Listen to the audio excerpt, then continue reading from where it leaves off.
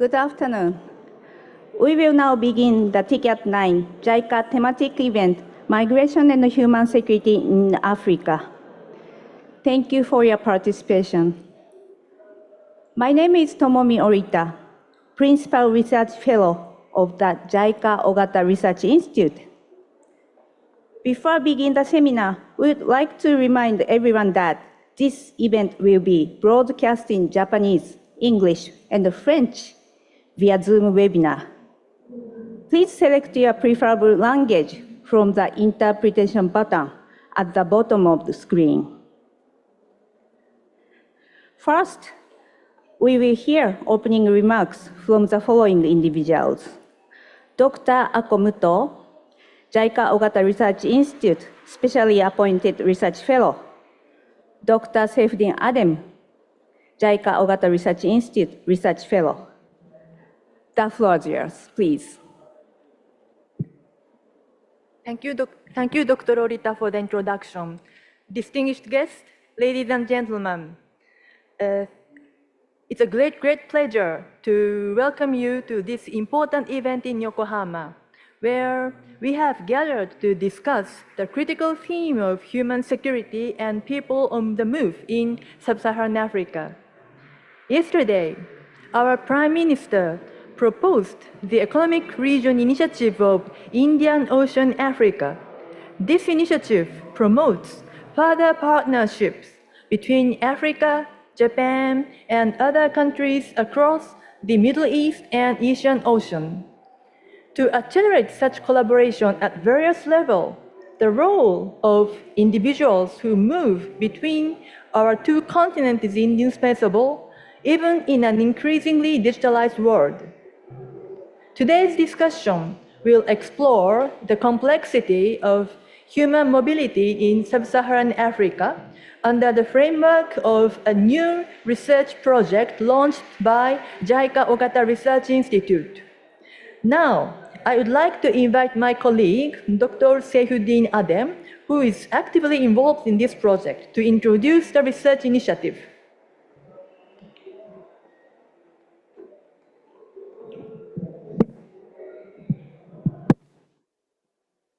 Thank you very much, Dr. Muto. It's okay? Hello. Thank you very much, Dr. Muto. And greetings, everyone.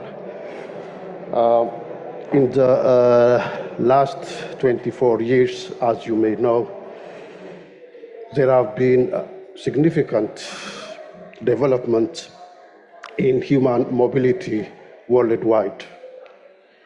The number of international migrants doubled in 2024 compared to 2000. The number of refugees more than doubled, and the number of IDPs more than tripled, according to the World Migration Report 2024. No wonder then that there is growing interest in human mobility globally. What is less appreciated is the fact that sub-Saharan Africa registered the largest movement of people within the region itself compared to the other regions in the global south. In fact, in comparative terms, in 2020, the number of cross-border migrants within sub-Saharan Africa was more than 4 times the number of migrants to Europe and more than 9 times the number of migrants to North America.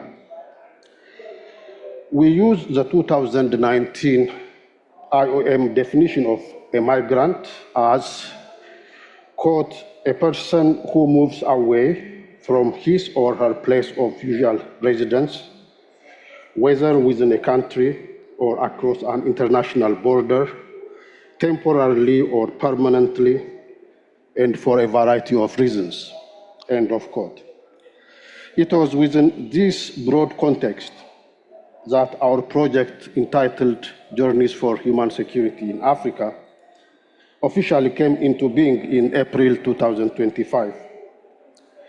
The primary objectives of the project include, number one, to draw attention to the scale of human mobility within the sub-Saharan Africa, and number two, to gain a deeper understanding of the phenomenon based on the study of the lived experiences of migrants in 8 countries, namely Cameroon, Nigeria, and Senegal from West Africa, South Africa and Zimbabwe from Southern Africa, and Ethiopia, Kenya, and possibly Uganda from Eastern Africa.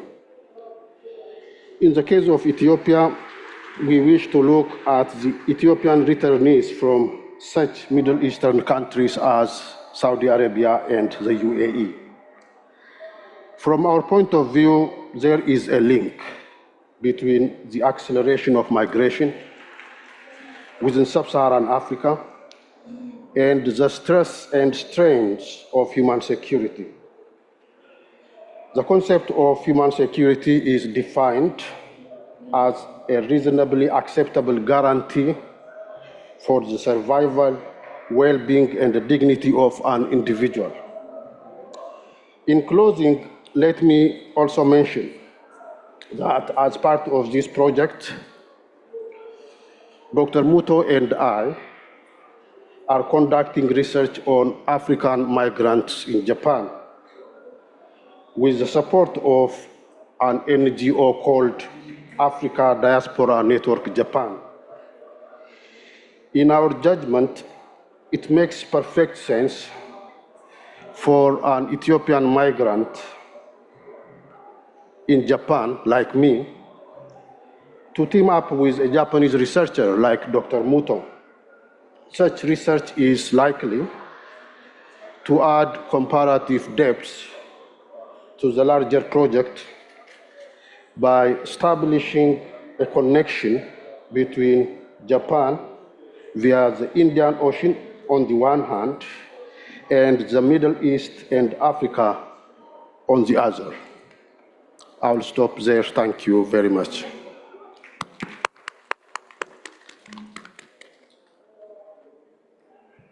Thank you very much, Dr. Saifdin and Dr. Muto. Then, we will move on to the presentations. First, we will have a presentation by Professor Scarlett Cornelissen from Stellenbosch University, the Republic of South Africa. Professor Cornelissen, please begin your presentation.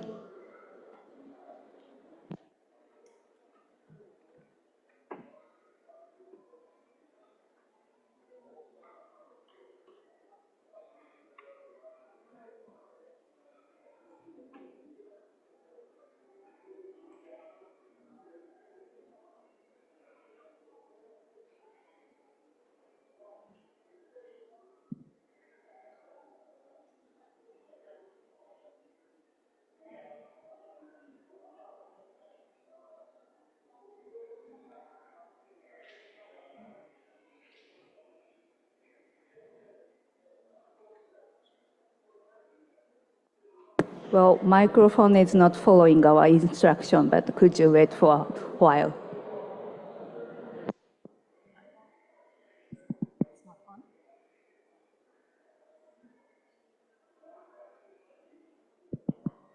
It's not on?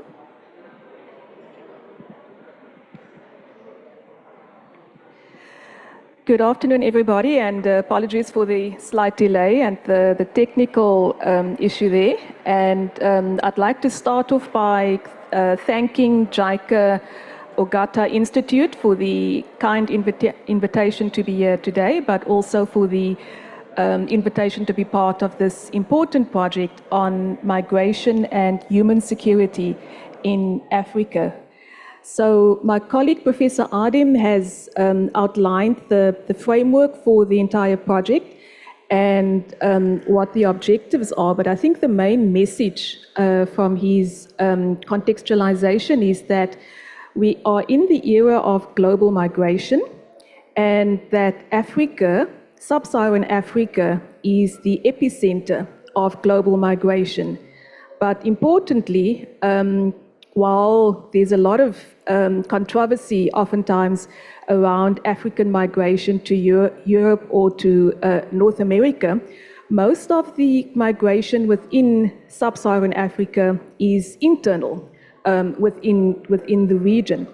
So my talk today is taking that as context, and it is entitled Forced Migration and Displacement, Choice and Responsibility in African Migration. And let me start off with making some framing remarks. I first want to say that my talk is probably going to be a bit more philosophical or philosophical in outlook than policy oriented, even though we will have some inputs from global policymakers. And the reason for that is that we are in an international context where we have multiple crises, and those multiple crises, which are political in nature, are exacerbating, but at the same time also deepening global inequalities.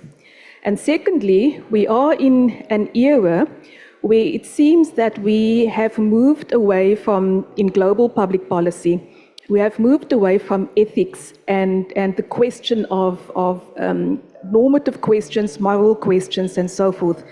Maybe we are back in an era of hyper-nationalism, and alongside that, issues of human rights are much more complicated. So I want to pause for this reason around the issue of human rights within the global migration regime and the global migration system.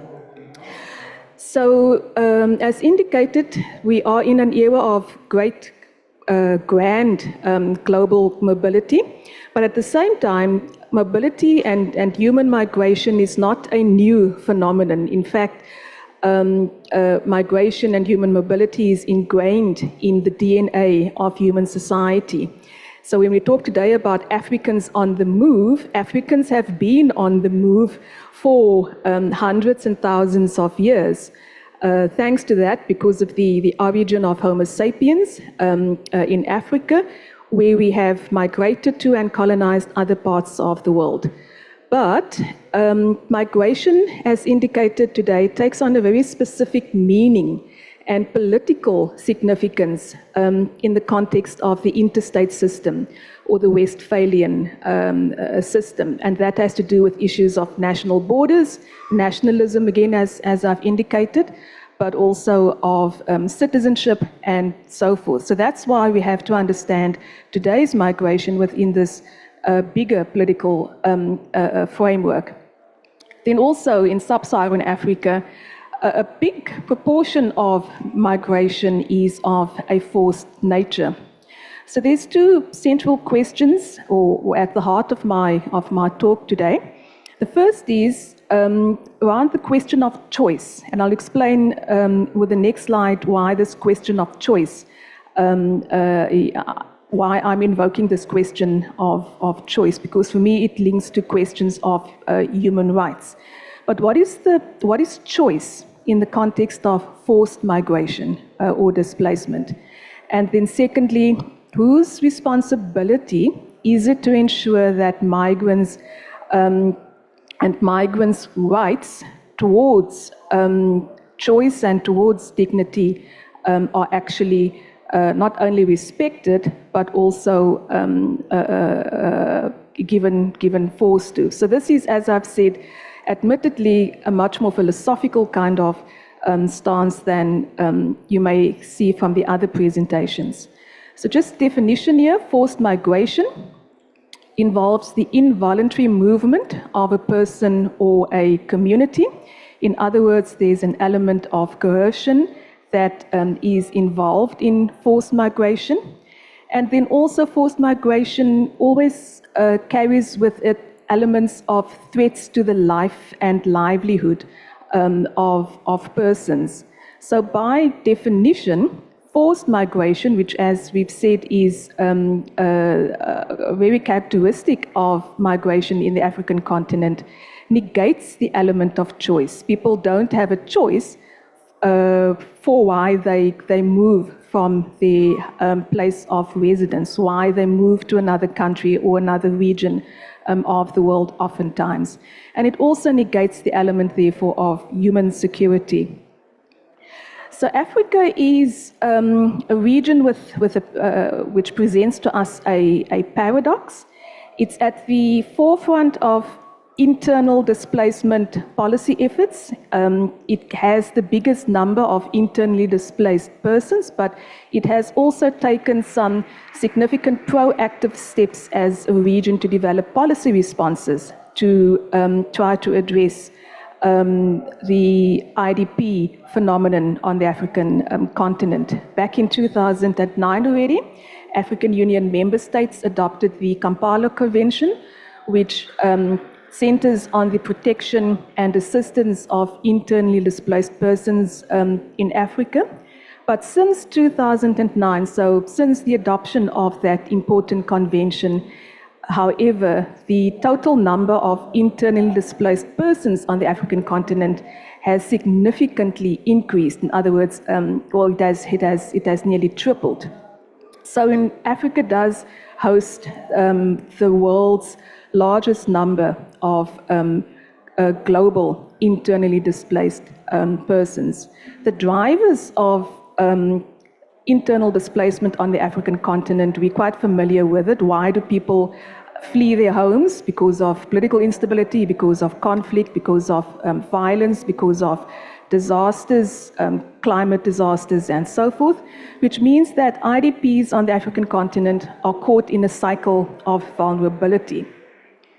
So the international community and the African policy environment has tried to deal with this issue by, first of all, trying to understand what are the drivers of forced migration or internal displacement on the African continent, and then secondly to offer some policy responses. So if it's because of violence or conflict, then you have peace-building efforts. If it's because of disasters, then you try to have means of mitigating the impacts of natural disasters or means of climate adaptation. But there are still some challenges in terms of implementing adequate policy responses. There's a lack of capacity in the African continent, funds, which is a global problem, and oftentimes a lack of political will.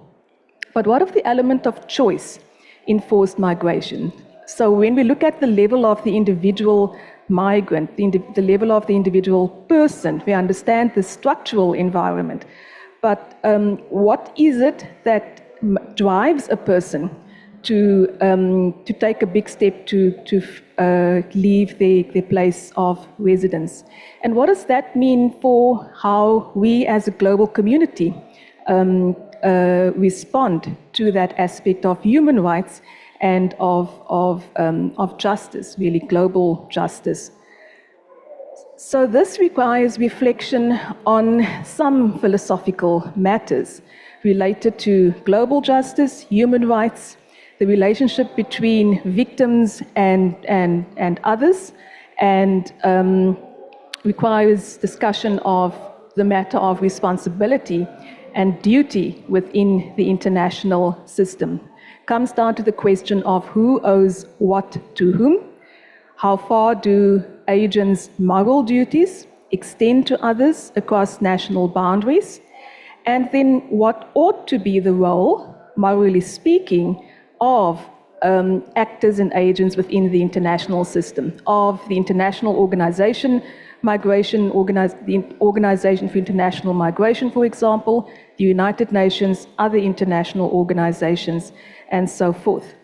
So I know that my time is running out, so I'm not going to spend too much detail or too much time discussing the detail of this, but this is just to draw attention to that there's a bit of a problem within the international human rights governance system about how do we think about human rights. How far do we go in terms of trying to protect human rights? That's basically because fundamental things such as the conception of human rights, the source of human rights, and corresponding duties are contested within the global governance system. I'm going to end off with a proposition here that one way going forward is to think about human rights in terms of a global justice framework. And here I draw on the work of scholars of global justice, who don't talk about justice only as international justice, but global justice, and refer to the work of authors like philosophers like Thomas Pogge and so forth, who 30 years ago have driven this agenda of global justice. This agenda of global justice does two things. It recognizes, first of all, that we're living in a context of social institutions. And then secondly, because of that, human rights claims are claims first and foremost on the justness of those social institutions, and secondly, upon those who uphold those institutions. So there's a lot more to be said about the global justice framework, but essentially it's about our right to just institutions. So a starting point then, in terms of thinking about choice, global justice, and so forth within global migration and African migration, is to pay attention to the justness, the righteousness of institutional arrangements that underpin the global order and the rules that shape that. If the rules don't meet our standards of human rights and global justice, then simply we should change the rules, simply improve the social institutions that are supposed to deliver the human rights and the global justice. And yes, thank you. My time is up, and I look forward to the contributions from the other colleagues and to the discussions later. Thank you. Thank you very much, Professor Cornelissen. And next, we will have the presentation by Professor Toyin Falola from University of Texas at Austin, the United States.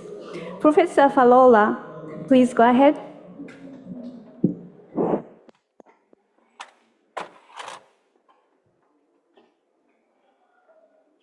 Thank you very much. I want to start my lecture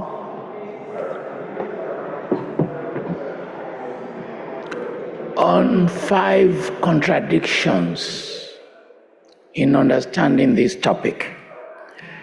The first contradiction is that it's Europeans who first migrated to Africa in large numbers. So you must bear that in mind.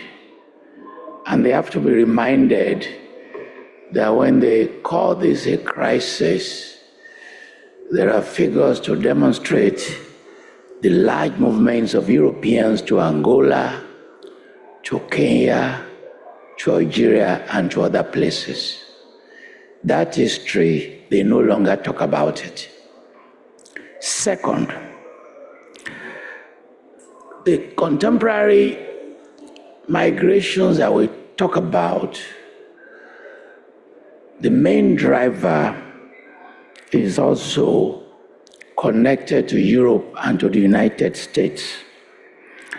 The first migration that my colleague just spoke about generated the transatlantic slave trade. And we should bear that in mind. That in the literature, we ignore migrations across the Sahara and Indian Ocean, so that many of our intellectual discussion is based on movements to Europe and the transatlantic connection. And we tend to ignore African presence in China, in India, and other places that are very significant. And the fourth contradiction is how we ignore global economic inequalities.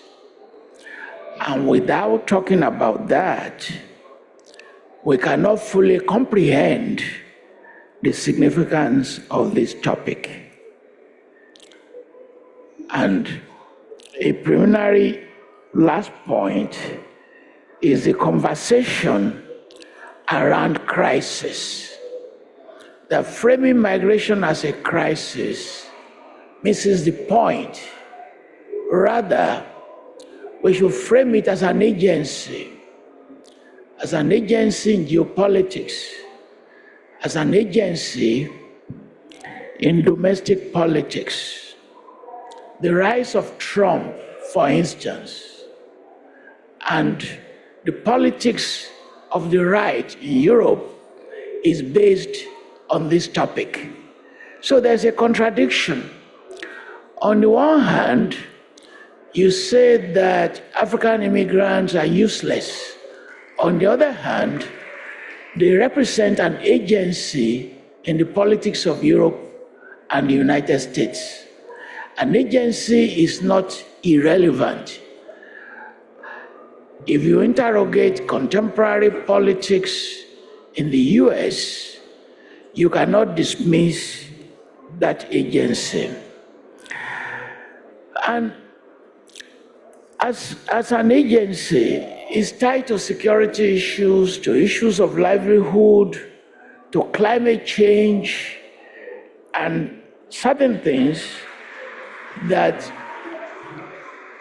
shape the reasons why human beings have to move. It is sometimes a necessity. As my colleague has said, a necessity that is not a standalone, that has deeper connection to other circumstances. How do we share global resources?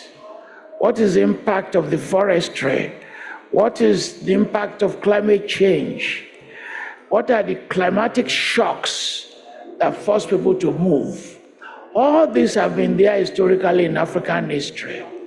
How drought, climate change force people to move. But there are also issues around health system, pandemic, that trigger those movements.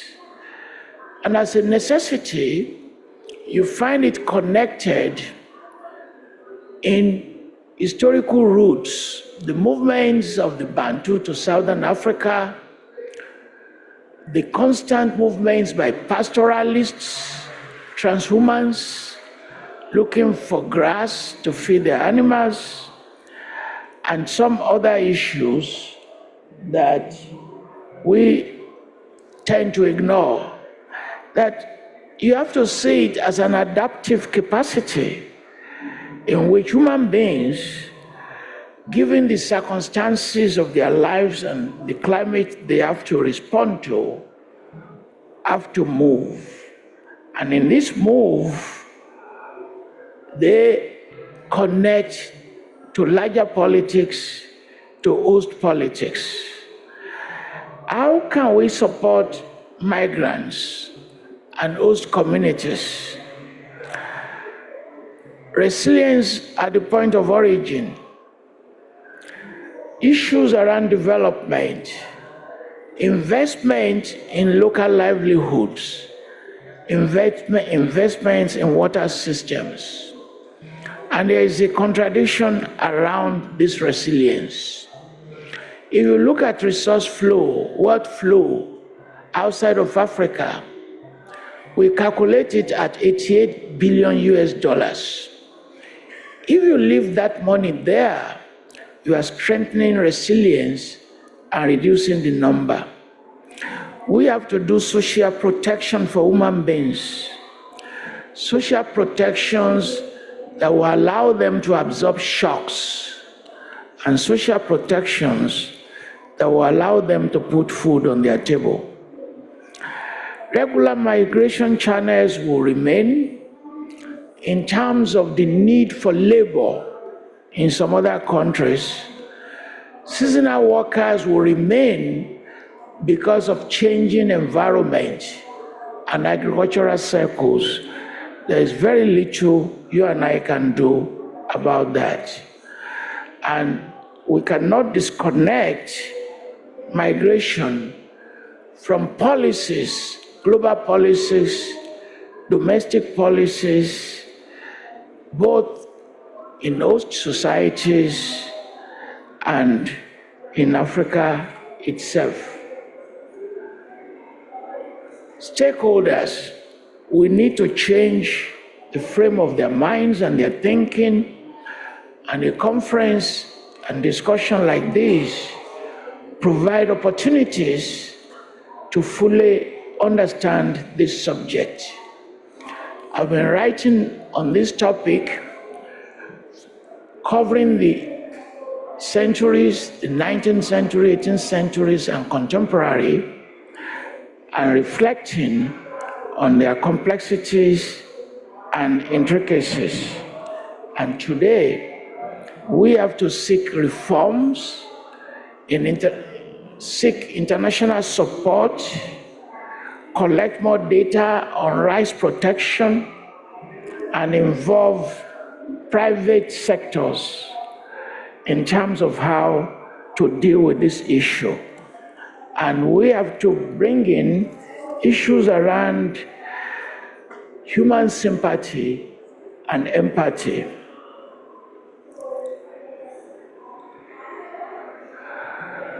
What is missing? There is limited political will and regional leadership. That's missing.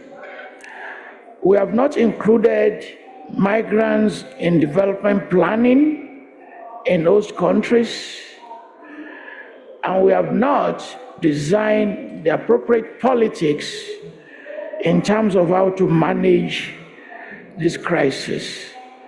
We need the following actions as I close this lecture. Let's prioritize, in the long run, social protection. Let us create legal labor laws. Let's talk about education. Let's begin to seek measures towards refugee policies, and let us look for early warnings that will force people to move. And finally, can we rethink the nature of global collaboration and financial system? Thank you very much. Thank you. Thank you very much, Professor Falola. Next, we will have a presentation by Associate Professor Asnake Kefale from Addis Ababa University, Ethiopia. Professor Kefale, I would like to invite you to take a microphone, please.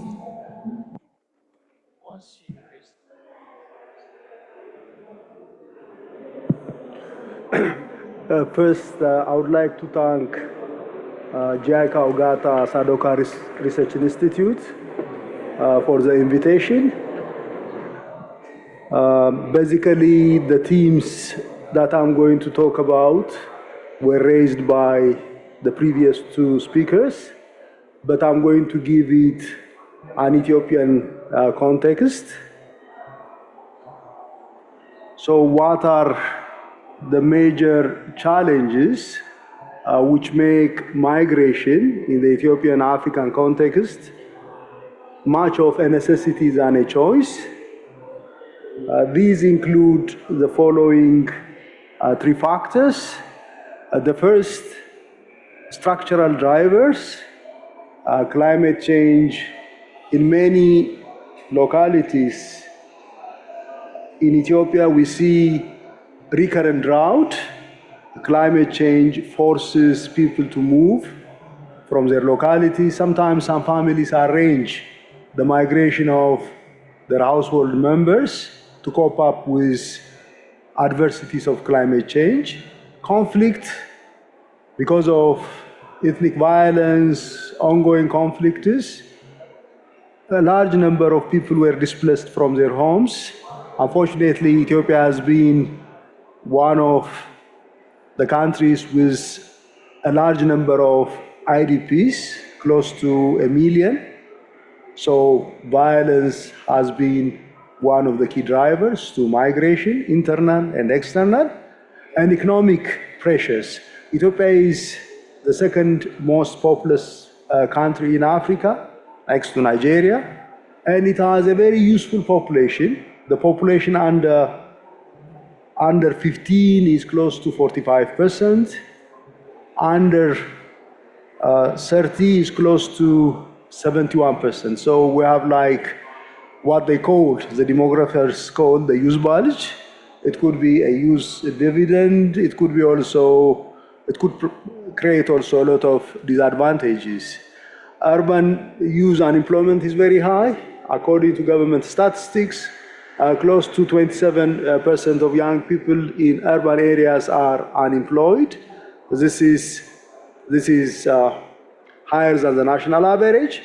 Every year, close to 2 million young people join the labor market, and what is being provided by the formal sectors is very much limited. A large number of these young people join the informal economy. The informal economy is not provided security, provided opportunities. In fact, because of the security situation in some places, it's being securitized. Government authorities do not like informal traders, transporters, and others, not only because of tax evasion, because of security fees, and the social impact, because of unemployment, and in the countryside, because of land shortages, there are landless peasants, and as a result, the transition from youthhood to adulthood is being extended. In some cases, some young people who are not able to get married and start their own independent household life use migration as an opportunity. As an opportunity, they migrate, they make a little bit money and come back and start their own households. Misinformation and social pressures. There is this narrative among many Ethiopian households or Ethiopian communities. People can change their lives by migrating to Europe, to the Gulf countries, Saudi Arabia, and others. And if you ask, when we ask some prospective migrants and returnees, why you decided to migrate, they would say there is nothing. There are limited opportunities at home, and we are going to change our lives, the lives of our families, by migrating to other countries. And there is also within the family, there is this pride. If there is a diaspora within the family, it is taken as a source of pride. Policy limitations. When migration has become a big thing, a lot more young people migrate. But when you look at the governance, there is still a holistic approach to the management of migration. And when it comes to internal migration, there is limited opportunities to internal migrants because of politics, because of instability. There is not that much of an encouragement by the part of the state for internal migrants. What should be done? What are the different kinds of things which could be done to support migrants and host societies? Economic opportunities, particularly countries like Ethiopia, the vast majority of the population are engaged in agriculture. Unless we are going to change our agriculture, the problem of migration cannot be curbed. Irrigation, agribusinesses, non-farm jobs should be provided to the countryside. In the urban areas, manufacturing should be expanded, value addition, production of goods that could be exported, changing the structure of the economy is important. When you look at the structure of the economy, agriculture is still very much important. Next to agriculture, it has become the service sector, but industry is still not performing very well. So still we need to work on manufacturing. Skills.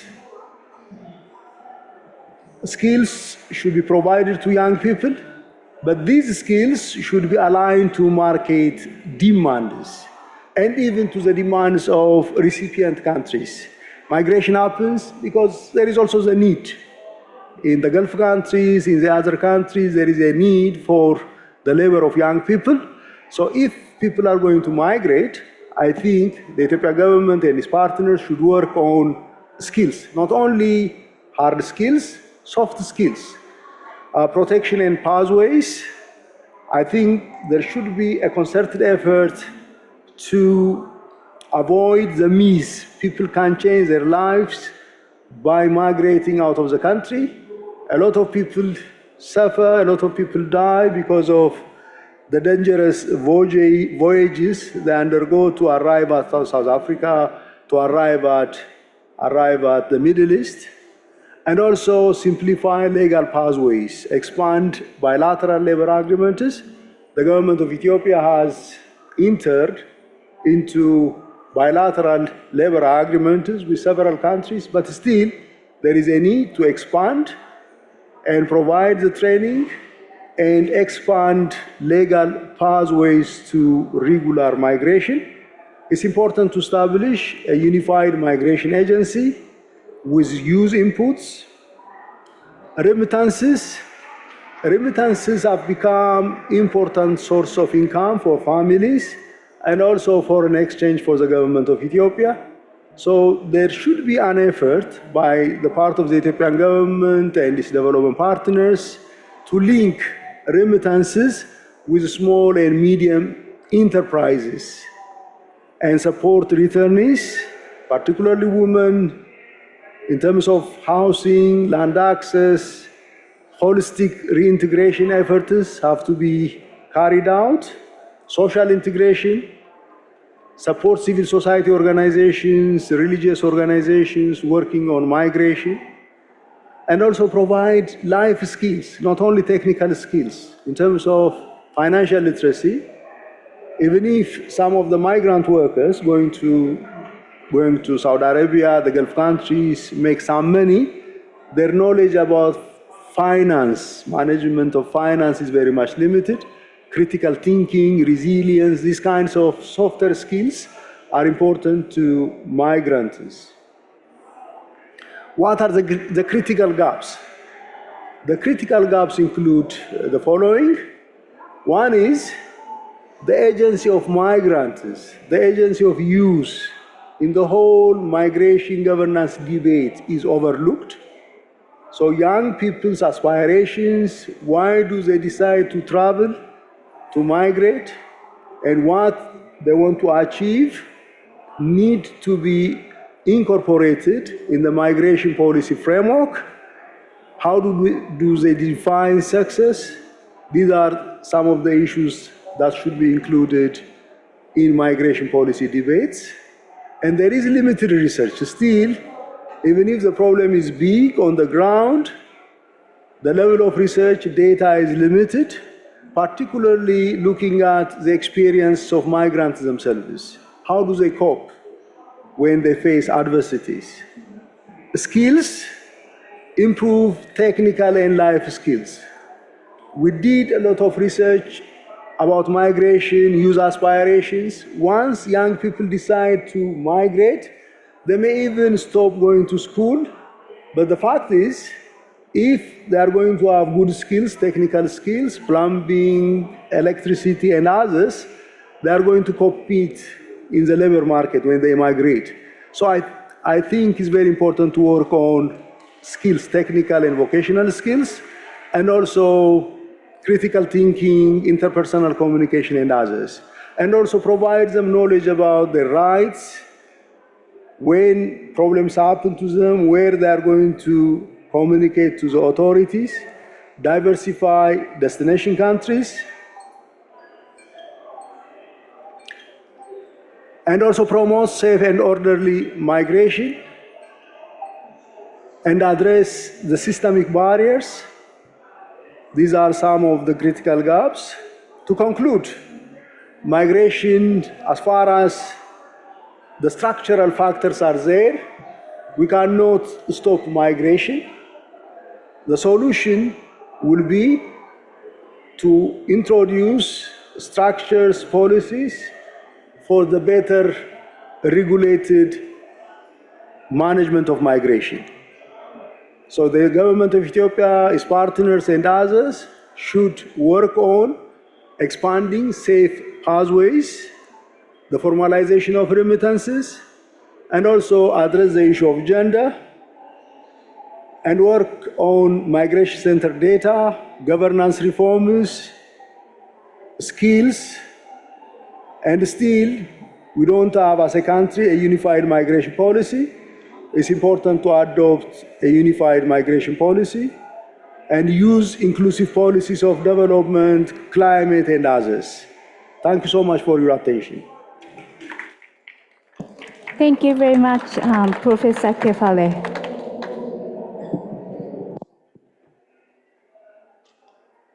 So from here, I will serve as the moderator. So now we will take the comments by our commentators. First, we would like to invite Mr. Raouf Mazo, Assistant High Commissioner for Operations, UNHCR Headquarters, to hear his comments. Mr. Mazo, the floor is yours.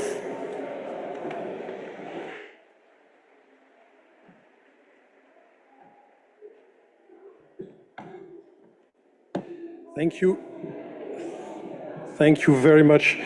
Distinguished participants, allow me to begin by thanking JICA, our host, for convening this extremely important dialogue, and to also thank the three researchers for their excellent presentations.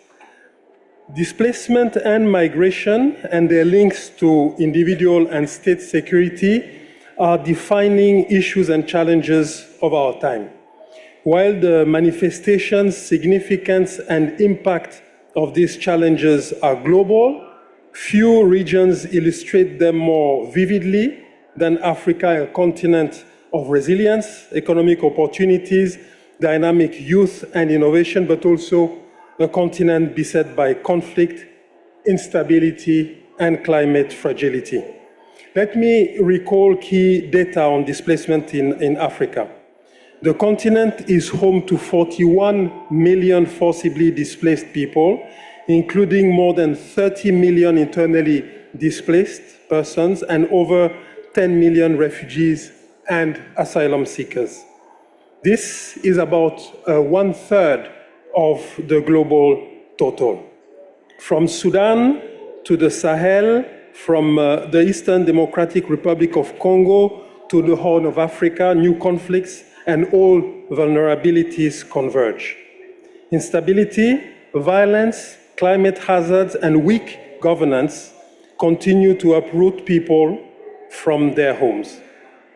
The Sudan crisis alone has generated over 14 million displaced, of whom 4 million are refugees in neighboring countries such as Egypt, South Sudan, Chad, and Libya. In the Sahel, conflict and instability forced nearly 5 million people from their homes. Burkina Faso alone accounts for more than 2 million internally displaced persons. Migration and forced displacement numbers often give rise to speculation and fantasies, especially in today's context of economic crisis and fear. Evidence-based response is therefore essential in this context.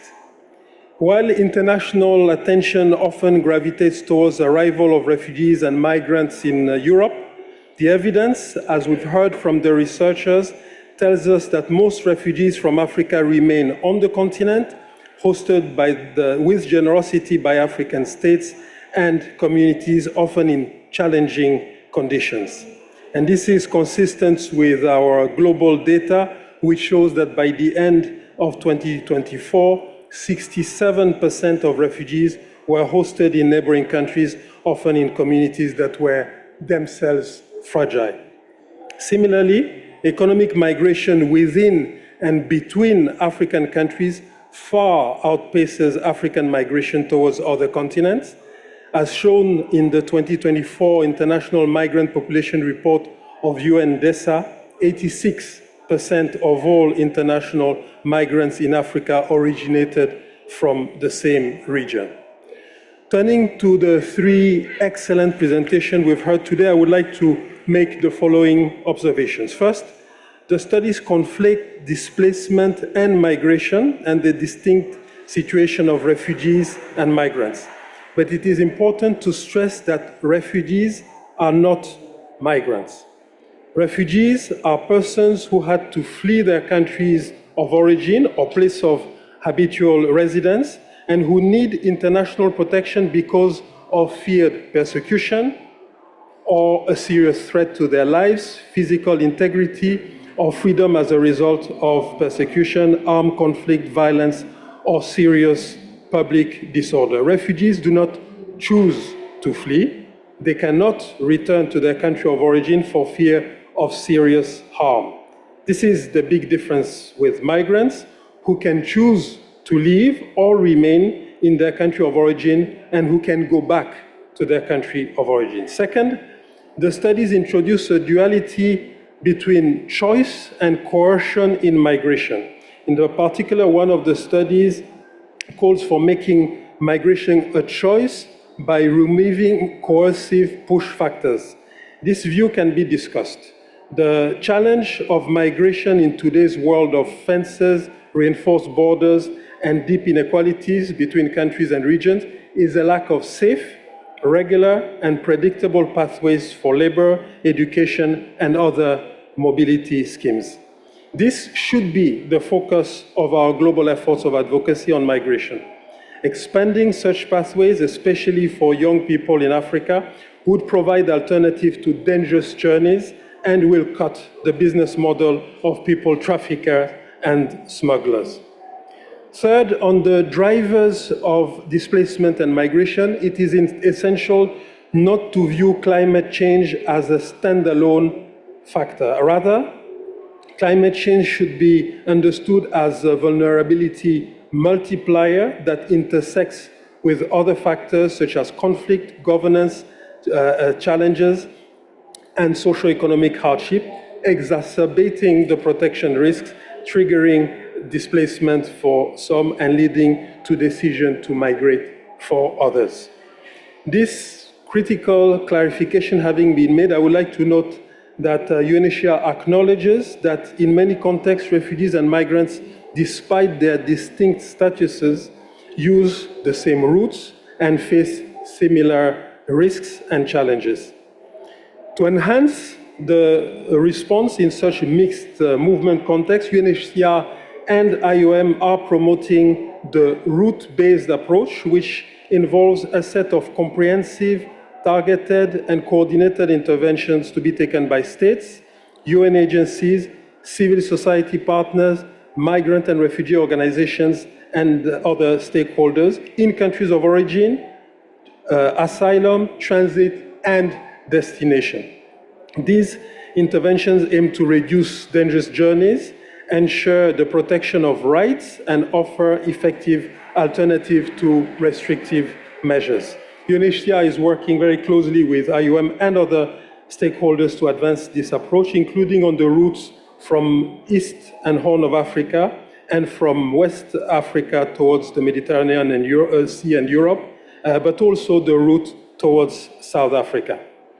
The route-based approach and other responses to the challenges of displacement and migration should be grounded in evidence and data. And this is why we value the engagement with academics and partners such as the JICA Ogata Institute.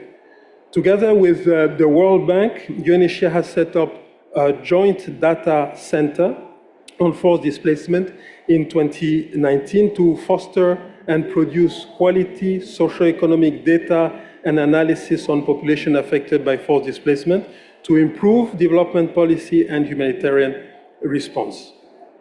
A final theme that I would like to highlight is the urgency of shifting responses towards sustainability. This means moving beyond short-term care and maintenance assistance to instead invest in approaches that strengthen both protection and resilience with the engagement of development partners, international financial institutions, and the private sector.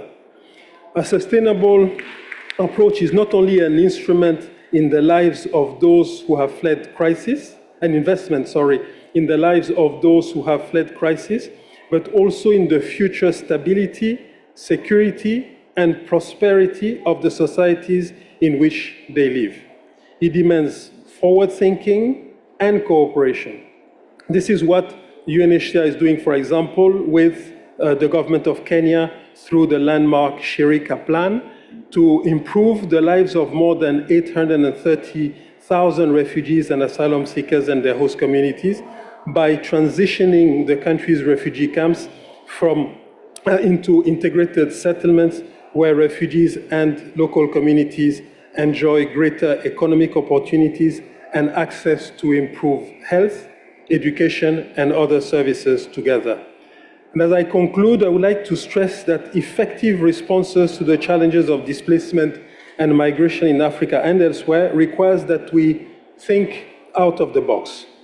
First, by ensuring that our responses are grounded in evidence that does not only describe the movement and arrivals, but also leverages the contributions of refugees and migrants to their host countries and communities. Second, by upholding the rights and dignity of people on the move, including the specific protection of refugees and the urgency to safeguard the global asylum system. Third, by ensuring better synergies between asylum and migration systems, including through the route-based approach to the mixed movement of refugees and migrants. And finally, by embracing sustainable approaches that enhance state, institutional, and individual resilience, and that address root causes and enables durable solution to the challenges of displacement and migration. And I thank you.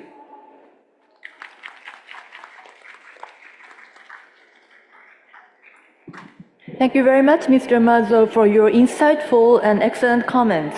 Next, we'd like to invite Dr. Laura Tom Bond, Chief of the Mission at IOM Mozambique, to hear her comments.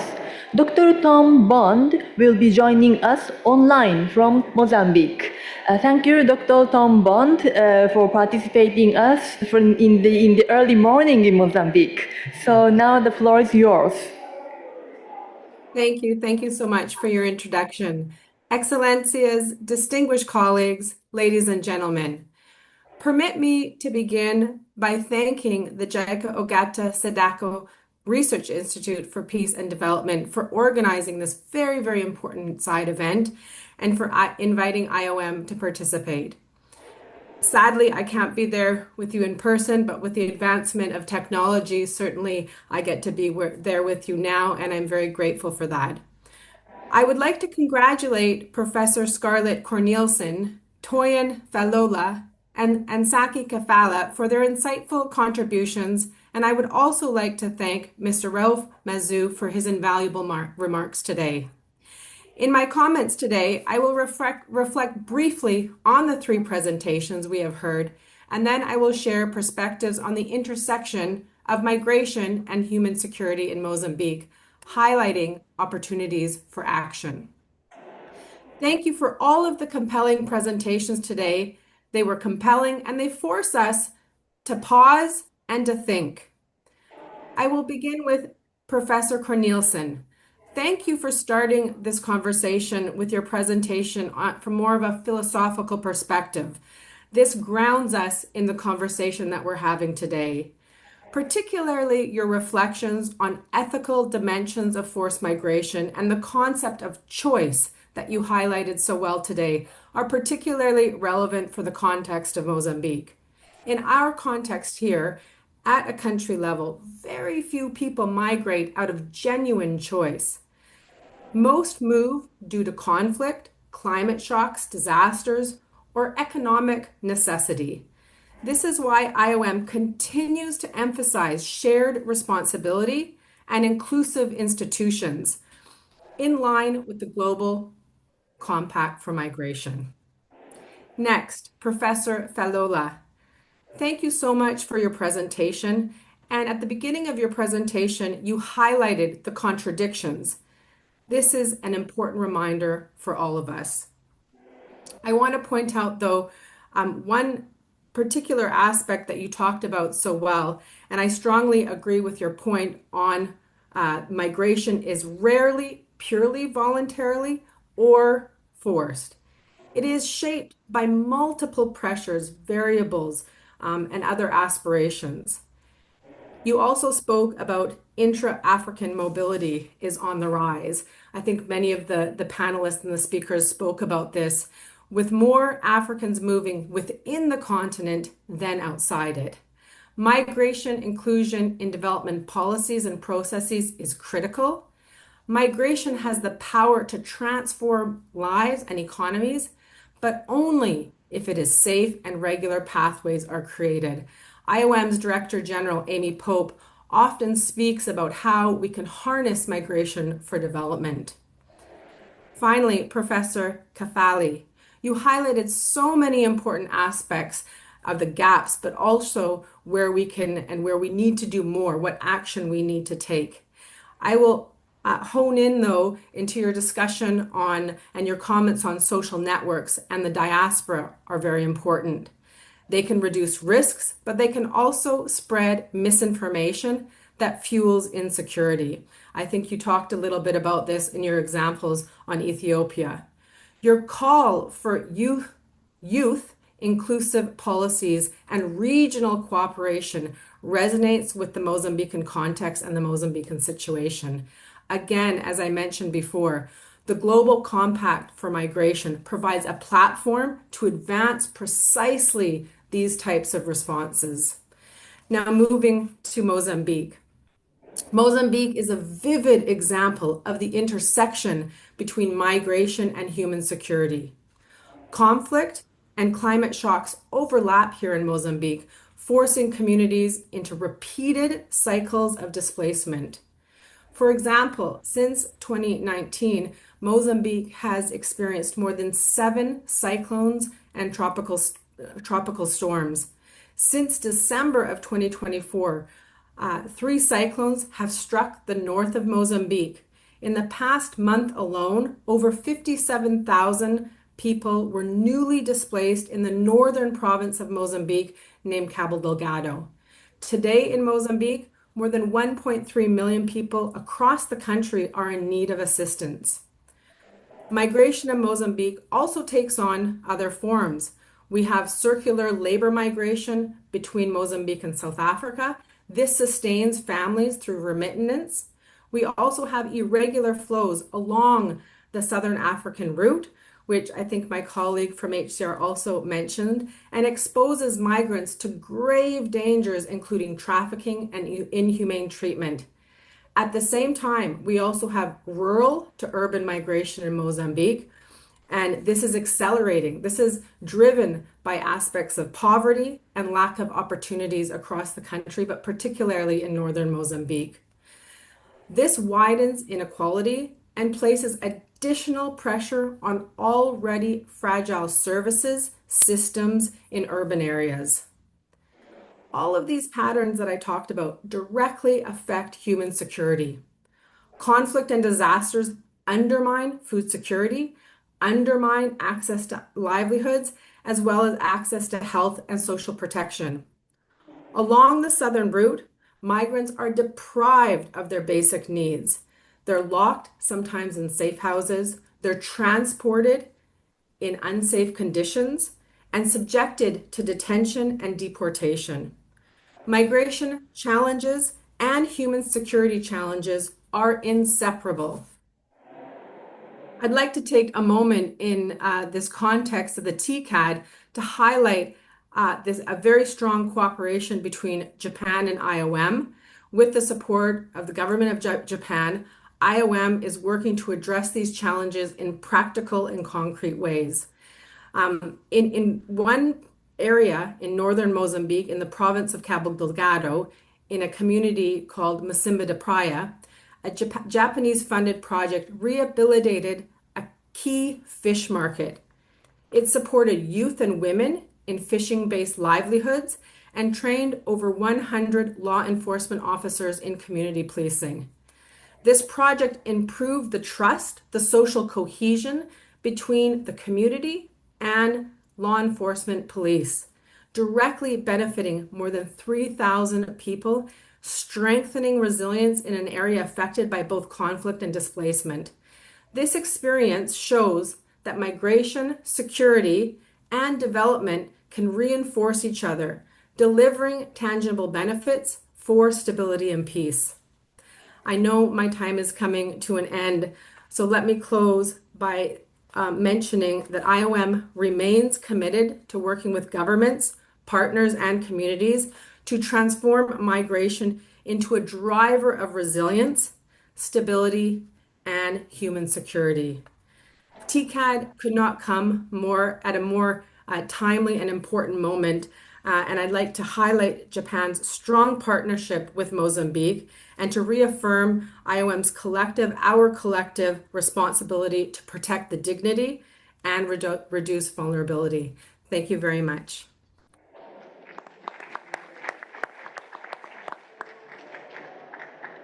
Thank you very much, Dr. Tom Bond.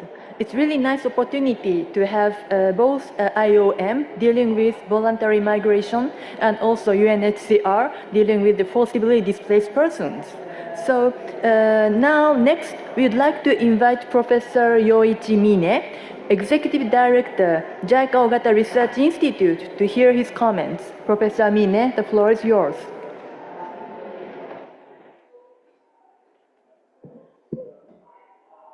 Okay, thank you, Ogata-san. Ogata-san, Muto-san. This place is a little bit noisy, but I like this open and lively atmosphere. It's like having a conversation under a tree, so in the open field. So thank you. My name is Yoichi Mine. I'm the Executive Director of the JICA Sadako Ogata Research Institute for Peace and Development. My institute is named after Sadako Ogata, who served as the United Nations High Commissioner for Refugees before becoming the president of JICA. So supporting African refugees is embedded in JICA's activities thanks to Madame Ogata's legacy. Okay. And thank you, the three presenters and two commentators, for your powerful and complementary reflections on the normative aspects and policy challenges and agency of African migrants. So now I'd like to ask you a few questions and give some comments. My first question goes to Professor Scarlett Cornelissen. So I was deeply impressed by your presentation, and especially your ethical, normative, and institutional distinction between restrictivist and expansivist views on human rights as based on the notion of dignity. So talking about dignity, Madame Ogata emphasized the dignity, and also the dignity, the notion of dignity is part and parcel of human security thinking. So I believe that recognizing the intrinsic value of every human beings, including migrants, and respecting their dignity and agency is a starting point for caring about migrants who suffer in faraway places, like in Africa and the Middle East. So, and as such, I think human dignity has a potential to lay the moral groundwork for the human rights regime. So, so my question is about this notion of dignity, Professor Cornelissen. Do you think human dignity and human rights can reinforce each other? So in some, in this kind of way. So this is a question. My second question is mainly directed at Professor Toin Falora. So the Professor Falora, you mentioned in passing the usefulness of operational indicators, so of crises like climate change and health crisis, so which may lead to forced migration. So this policy tool indicators and caught my attention because at my Ogata Institute, we are currently developing human security indicators. So how, Professor Falora, how can we measure the objective and subjective insecurities which migrants or future migrants face? So this is my question. So in this research project on migration, we are collecting interview narratives from migrants. So this is something like oral history or life story. So the how do you think, Professor Falora, is how we can improve and expand migration-related data or archives? So you are a historian, so I'm asking this question to you. So both qualitatively and quantitatively, so data. Okay, the final question goes to Professor Asunake Kefale. So you emphasized the importance of migrants' agency. So in practical terms, I believe that empowering migrants and future migrants, especially the youth, is all about addressing the root causes of forced migration in Africa. So acquiring skills is the most important way, to enable people to migrate as a choice rather than necessity. So I can see some colleagues and participants from JICA, Japan International Cooperation Agency, in this conference room. So my question to Professor Kefale is, do you have any specific expectations regarding skills training by Japanese agencies? So how do you think of the comparative advantage of Japanese training programs? Because you know the Japanese way of life very well. So you spent years in this country. So this is my question to you. Thank you. Thank you so much.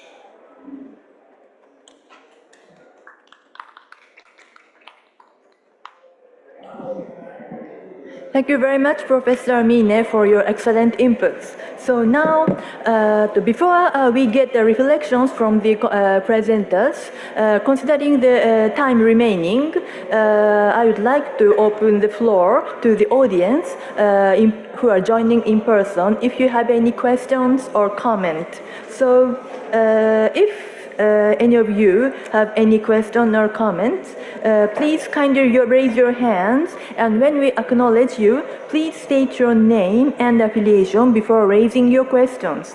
Please also specify a panelist you want to address. You can ask questions in either English or, if you like, in Japanese. Are there any questions or comments? Okay. And then first.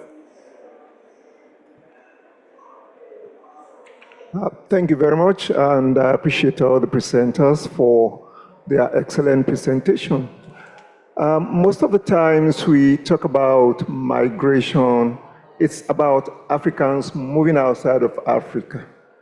But I also experience in my many travels in aircraft, you see Chinese, other nationals moving into Africa. How do we take that? And finally, there is a nexus between deforestation. I'm a forester. My name is Labo de Popola. I'm the Executive Secretary of the African Forest Forum. Most of the migrations within Africa end up in our forests. And our forests have become, they are no longer being managed properly. How do we resolve that? The connection between forest, climate change, and migration. Thank you. Okay, thank you very much for your question. Okay, are there any other questions? Okay. Mm-hmm. Hello, I'm Dr. James Kaizuka, also from the Ogata Research Institute. I'd like to ask the presenters, because I come from the UK and many of the things that you mentioned about the discourse on migration, about being a crisis and that kind of thing, they're strongly reflected in my own country as well. I would like to ask the presenters what kind of practical steps they would take to convince policymakers to reframe migration more around human security, to make it, make it more about human dignity rather than necessarily just making political hay out of it. Thank you. Thank you very much. Are there any other questions? Okay, then considering the time, we will take 3 questions. Then we will end the question session. Okay, thank you very much. I'm Kwalaga Umarupol. I'm coming from Burkina Faso, West Africa. So I would like to very quickly share an experience from the place where I'm coming from. As you know, in Burkina Faso, we are, let's say, facing, terrorism threats with a lot of internal displaced persons. Okay. Recently, let's complete maybe the presentation. I'm also working for an institute conducting some researches. And then we conducted the researches, data collection in the northern part of Burkina Faso. And initially, we came across that the internal displaced person, at the beginning, because of conflict, it was a question of, let's say, necessity. But after, months, because they are being assisted, supported, let's say, by international donors, even if the situation has improved in the place, sometimes they refuse to go back, let's say, to the original places. Then for me, it becomes, from necessity, it becomes a choice. I would like just to share these experience and have, let's say, your feedback on that. How do you think about this? Thank you very much. Okay. Thank you very much for your intervention. Okay, the next. Thank you very much for this incredible panel. My name is Deliji Regidogila. I'm a professor in Geneva Graduate Institute. And I would like not to ask a question, but just to flag on a very important database, because it has been mentioned. The African Union created a couple of years ago a new institution called AMO, African Migration Observatory. And this institution is working to collect evidence-based data on African migration. And I encourage you to look at what they are doing. My last book is about migration governance from a global South perspective. And in this conversation, I think it's important to broaden a little bit the perspective by taking into consideration governance mechanism and contributions also from Africa. And I would like to flag on Kampala Convention, for example, which is an important instrument supporting human mobility within the African continent. Thank you. Okay, thank you very much. So this will be the last question. Thank you. Thank you. I am William Bambi from the Malawi Embassy in Addis Ababa. Mine is not a question, it's just a comment. On what Associate Professor Kefale mentioned on creating safe pathways, issues of passports and visas.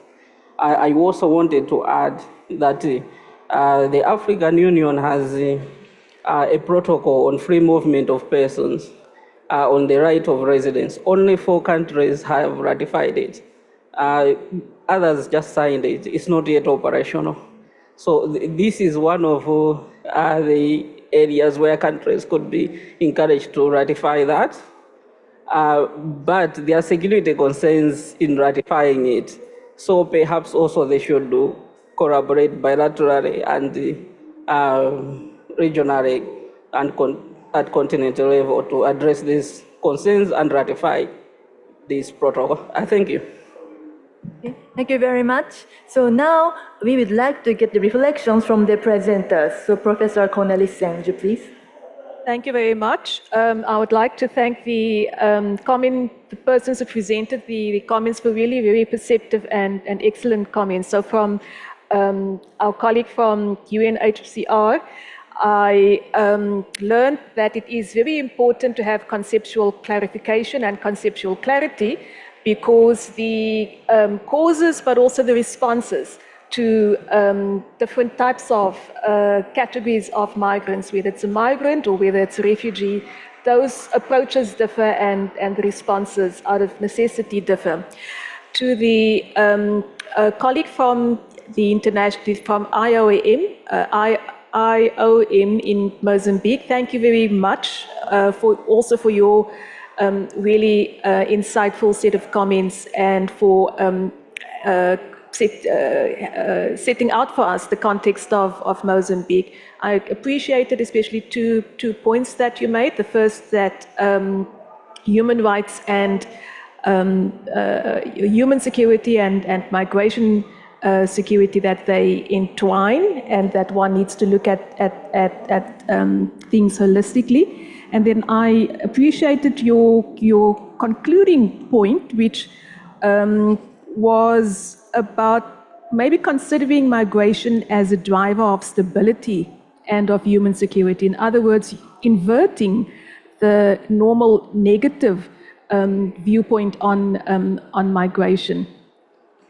To Professor Mene, thank you very much for a very astute question. So yes, the notion of dignity, human dignity, is very central to the Kantian frame, Immanuel Kant's approach towards human rights. So according to Immanuel Kant, the source of what is the source of moral claims, one upon the other in society, and what's the source of human rights? It's very simple according to Immanuel Kant. Basically, it's recognizing that the simple fact that we are all humans, and all humans possess the same common thing, and that is the capacity to reason. And because of that, because we all have that common starting point, we all have certain moral responsibilities towards each other, including recognizing each other's human dignities. So it's relational, but it's also transactional. And yes, recognizing that then as a starting point in order to think about how we can think ethically about migrants and the care for migrants and so forth. So thank you very much, and that is something that I will continue reflecting on. To the colleague who asked the question about, what about other migrants to Africa? So Professor Mene and I, a few years ago, we drew together a project where we researched exactly that. So Asian migration to Africa, but also African migration to Asia, and the question of Chinese migrants, for example, to the African continent. And I think while the contexts may differ to some extent, I think at the very basic human level, the drivers, the issues, etc., are the same. So it is a phenomenon that we have been researching. What is striking, and I think that's why your question is important, is why does African migration create so much global sensationalism? You don't see this same sensationalism element to other significant migrant populations. So maybe there's a underpinning racial aspect there that we have to be quite conscious of. Thank you. Thank you very much. So, Professor Falola, please. Well, I appreciate all the comments and the questions that have extended the boundaries, paradigms of this conversation. How do we generate and measure human security issues? Because if we are not able to manage to create an index, it's going to be difficult to flesh out some of the consequences. And the parameters that we can establish will include the following. To what extent are there jobs and economic opportunities when migrants move to any location? If there are no jobs, the suffering is most likely to continue. And where there are jobs, as we have seen in the case of a number of countries, the wages are low. And I want to introduce another contradiction, that in some countries, when immigrants collect these low wages, they contribute to social valves that are present. As in the case of the US, they contribute to Social Security and Medicaid. But we tend to forget that millions of them do not get returns for this contribution, as in the ongoing deportation. He said, my time is up. I have not answered the question. I have not answered the question. So all those being deported, and whatever they contribute financially, they are not getting it back. Neither do they get appreciated for their contributions. Measuring identity and dignity is very key, because I've not published them with the Library of Congress. I've carried out intense research, very intense. And some of the results are very compelling, that they measure their success from the values, using the values of where they come from. I was shocked that professionals in many of these Western societies, when we pose the question, they tend to say they are not happy. They tend to say they are not happy, which opens a library of conversation that we must interrogate. Because to host societies, they are giving them opportunities and rewards and benefits. And as we collect original data, empirical data, they are saying they are not successful. Why would they say they are not successful? Because they are measuring success as defined by where they come from. If you say a professor cannot compete to be a dean in an American university, he will say, why then am I here? And some of these complexities require greater attention. Well, I spent more time than you give me, but look at my question. 1 page of questions and 1 minute to answer.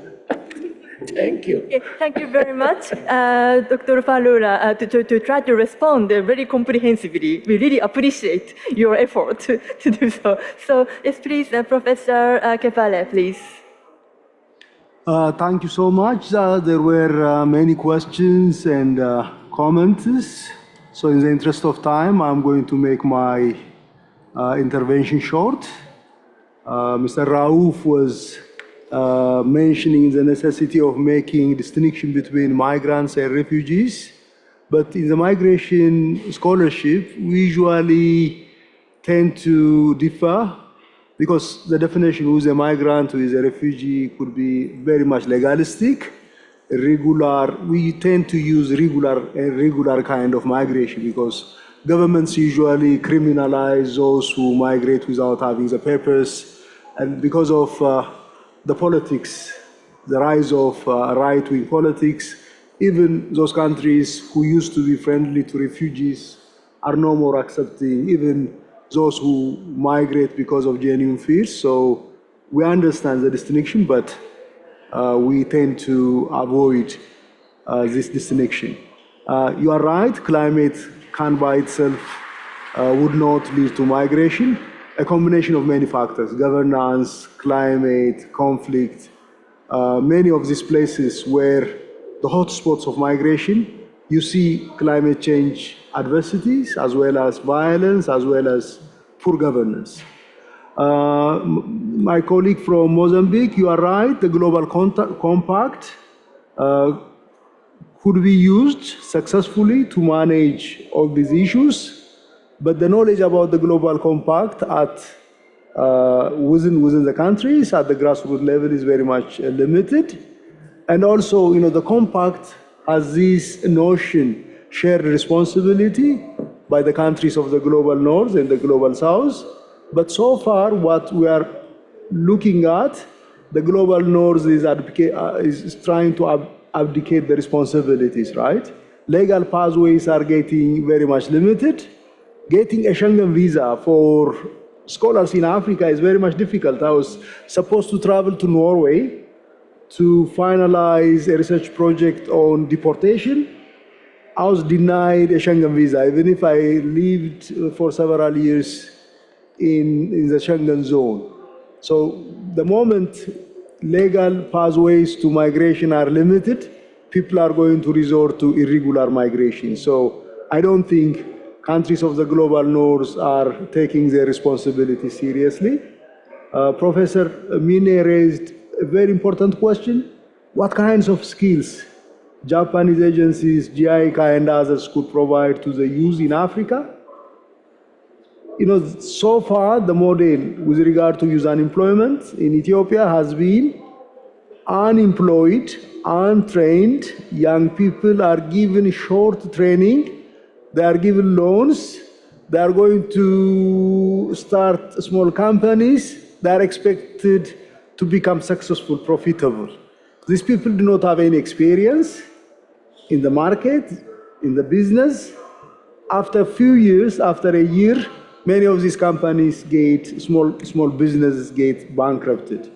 I think the type of skills that we need, marketable skills, skills like plumbing, basic skills, and also soft skills, personal development skills, and linking, GIZ, many development agencies have worked to provide skills development loans, but they failed because such kind of support are not linked with businesses.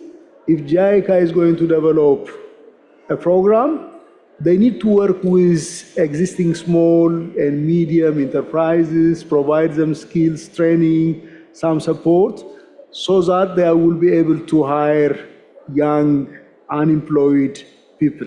If you are going to give training a loan to unemployed people, the possibility of them to become successful will be limited. And also, already I've touched the question raised by Dr. James about the politics of the right. There is a genuine need, I feel, in the US. Professor Falola was talking about the illegal migrants. Even at the government level, there is now, they say, a crisis in the farm industry because the migrants are not allowed. I think even in the European countries, there is a need for migrant labor, and the labor is in Africa and the developing countries. So the way forward would be to regularize, to create legal pathways, but the political issues. Migrants are like the easy targets. You can weaponize the issue of migration, get political support, elections, unless Europe is, or even the US are not going to come out of this kind of politics. A genuine, good kind of solution cannot be arrived at to the issue of migration governance. Thank you for your attention. Thank you very much. So I hope you could enjoy the discussion and dialogues between the scholars and practitioners from different fields. Thank you. Dr. Orita, over to you. Well, thank you very much, Dr. Muto, for your moderation. And now we would like to move on to the closing remarks by Ms. Haruko Kamei, our Director General, JICA Ogata Research Institute. Ms. Kamei, please. Thank you very much, Oida-san. Distinguished guests, esteemed representatives from all the development partners and participants. It is with great respect and appreciation that I offer these closing remarks at the conclusion of our side event.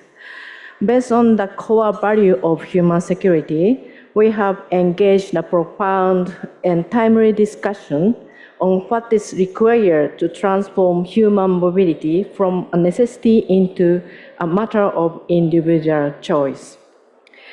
Today, three prominent researchers, Professor Scarlett Collinson, Professor Toyin Falola, Professor Ansake Kefale, have eliminated the complexities of human mobility issues in sub-Saharan African countries and underscore the prolonged need for innovative approaches. Since the time is running up, I would not reflect back each presentations, but the thought-provoking discussion has sparked a shared recognition among many of us. The path forward lies in embracing fresh perspectives. I also would like to appreciate the excellent contributors from IOM and UNHCR, Mr. Ralph Mazzo and Dr. Tom Bond from Mozambique, bridging academic perspectives and practical approaches on human mobility and enhancing rich discussions. Let us carry forward the insight shared today with a renewed commitment to human dignity, regional solidarity, and inclusive development. Lastly, the JICA Ogata Sadako Research Institute for Peace and Development remains firmly committed to delivering compelling narratives and well-analyzed data grounded in rigorous research for development. This commitment is reflected in our past and ongoing studies on human mobility to and from Japan, and will continue through our forthcoming research initiative, Journey for Human Security in Africa. Thank you very much. Well, thank you very much, Ms. Kamei. And this remarks the conclusion of the TICAD9 JICA thematic event entitled Migration and Human Security in Africa. And once again, thank you very much for your participation on this seminar. And we look forward to seeing you again. Have a wonderful afternoon. Thank you. Thank you very much, everybody. We concluded that seminar. Thank you.